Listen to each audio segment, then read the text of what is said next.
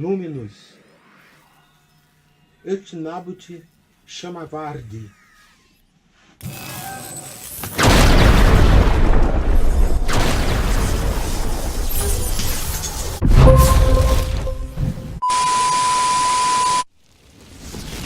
Olá, psicálticos. Essa preparação toda aí é por causa do tema que a gente vai falar hoje. Um tema realmente amedrontador. Os chamados crimes satânicos. Hoje, o seu canal Psicaus, o canal de estudos psicológicos, vai tratar um dos temas mais bizarros da criminologia.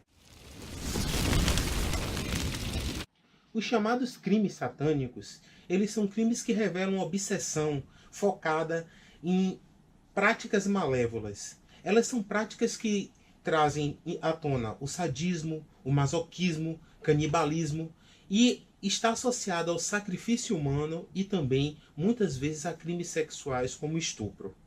Eles são considerados esotéricos porque eles não têm uma previsão no Código Penal, principalmente no Código Penal brasileiro, uma vez que envolve diversas crenças religiosas que podem exortar manifestações de ódio e preconceito.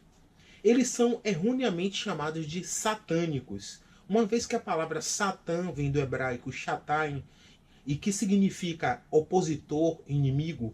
Ele necessariamente não é aquela imagem que foi construída na Idade Média pela Igreja para amedrontar as pessoas. Muitos desses crimes envolvem práticas relacionadas à própria divindade. Um dos crimes mais antigos satânicos foi o crime de Abraão, que quase mata o seu filho. Além disso, a ilicitude deste ato, ele sugere uma consciência do indivíduo, porque há toda uma prática de preparação, o chamado modus operandi, que gera uma coisa chamada de culpabilidade e imputabilidade dentro do direito penal. Não raro, os agentes destes tais crimes, eles podem sim ser portadores de doenças mentais. Já foi identificado em estudos de 2015 ou 2012 em Israel que cerca de 35% dos indivíduos que praticavam crimes de tais natureza eram portadores de esquizofrenia, bipolaridade e, em alguns casos, eles tinham transtornos de personalidade antissocial. Muitos, quando possuem transtornos psicóticos, eles podem desenvolver uma característica de crime que nós já estudamos aqui, chamada de serial killer. Os crimes dessa natureza são extremamente cruéis porque eles evocam tortura, sadismo em nome de uma missão. O indivíduo se vê portador de uma missão e às vezes descreve que ele ouve vozes que direcionam ele a fazer tais práticas. Apesar da fundamentação que a justiça dá no âmbito da socialização, da sociologia criminal, ainda há uma necessidade de aprofundamento deste crime, uma vez que identificar as evidências que vinculam o agente à prática nem sempre é tão fácil, principalmente no Brasil, onde não há um banco de dados de registro dessas informações. Antropologicamente, quando estudamos a ideia dos crimes satânicos, precisamos fazer um retorno histórico para avaliarmos como estes crimes inspiraram os agentes atuais.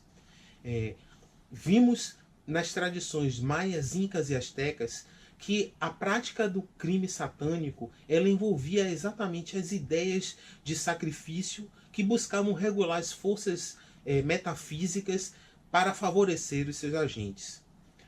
Registros históricos colocam o crime como um fenômeno psicológico, com vínculo em rituais destes sacrifícios e outras práticas chamadas de magia negra.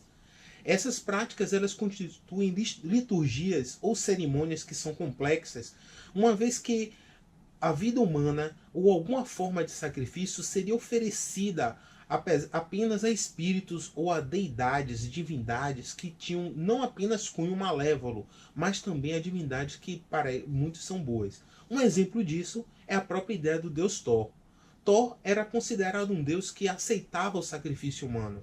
Uma das séries que sinalizam muito bem isso é a série Viking, principalmente na segunda temporada, onde é visto que muitos indivíduos eram sacrificados de forma voluntária em nome desses deuses. A morte cerimonial de um ser humano ou um ritual de magia negra, ela constitui uma tentativa de comunhão com seres por parte do adepto, buscando barganhar algum tipo de favor ou obter alguma dádiva ao poder. Não raro vocês vão observar em alguns crimes que nós falaremos daqui a pouco, que muitos deles tinham essa ideia de que através da morte do sacrificado, o Deus ou o demônio, ou às vezes alguma entidade, viesse manifestar o seu poder e abençoar ou coroar esses indivíduos com dinheiro ou com algum tipo de poder. Alguns registros antropológicos também demonstram que as práticas de sacrifício humano geralmente acontecem quando existe uma irregularidade socioeconômica. E aí os religiosos eles oferecem essas mortes para tentar regular e minimizar a desigualdade, mas no fundo também tem uma questão de controle social. No Japão, existem registros de comunidades que sacrificavam mulheres a fim de aplacar a ira de espíritos de rios, visando construir uma ponte entre o metafísico e o físico. Entre os astecas, nós já falamos, nós vimos complexas cerimônias e nós vamos ver um vídeo do filme há 2000 anos atrás que mostravam no Antigo Egito uma prática muito parecida com a que ocorria entre os maias, os incas e astecas. Na...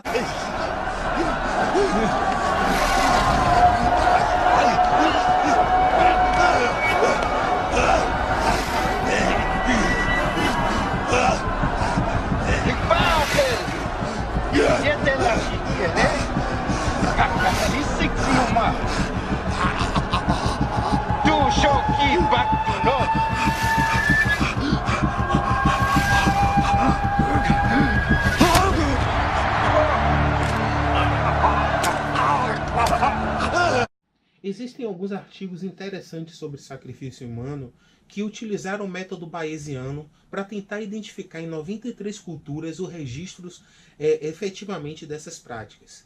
Foram observadas nas civilizações austrasianas tais práticas.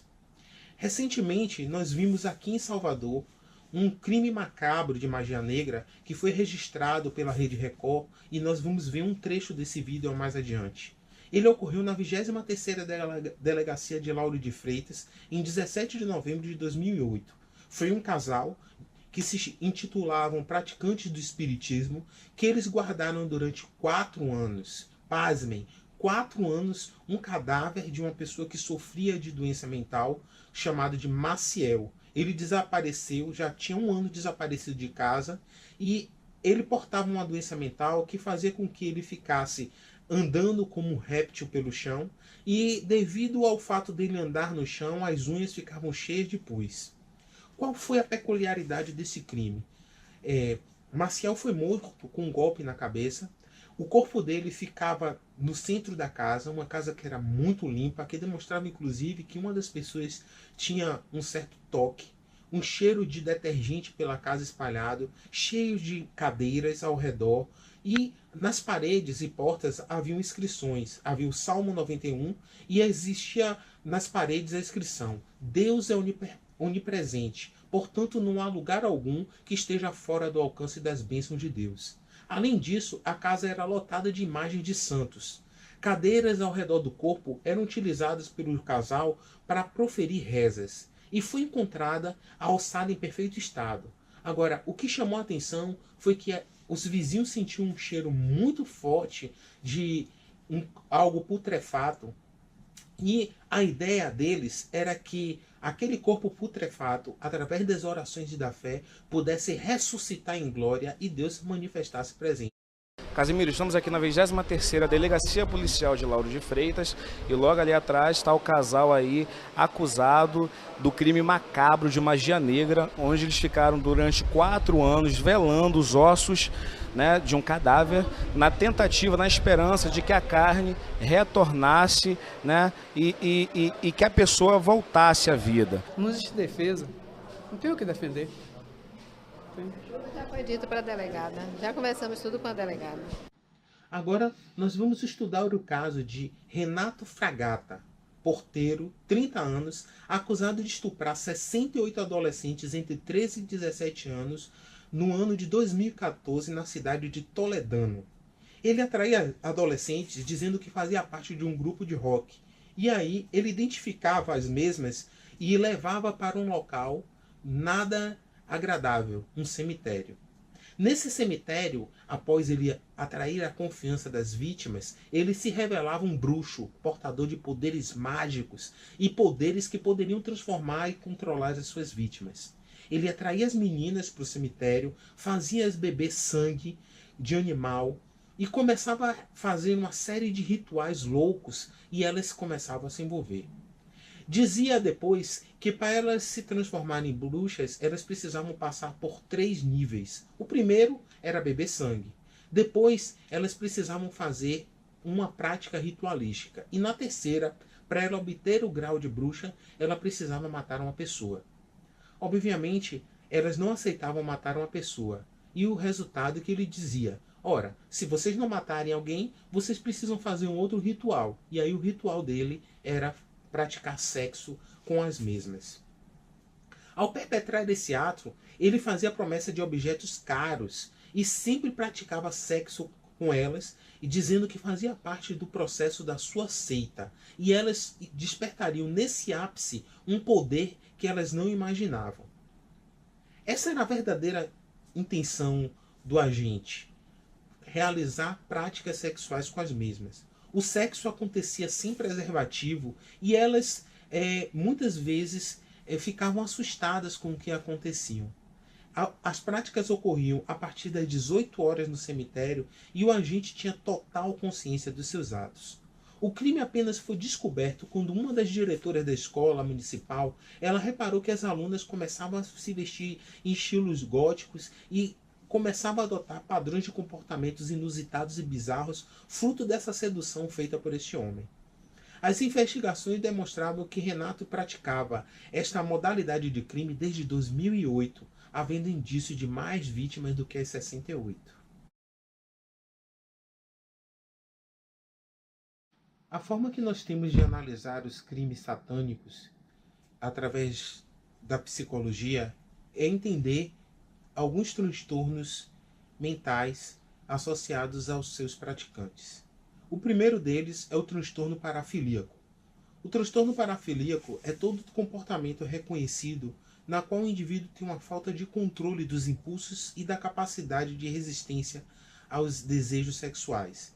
Eles são considerados geralmente atípicos e ocorrem de forma recorrente e intensa, podendo envolver também não humanos, mas também a prática de sofrimento ou humilhação, e com crianças e pessoas vulneráveis em relação ao seu praticante.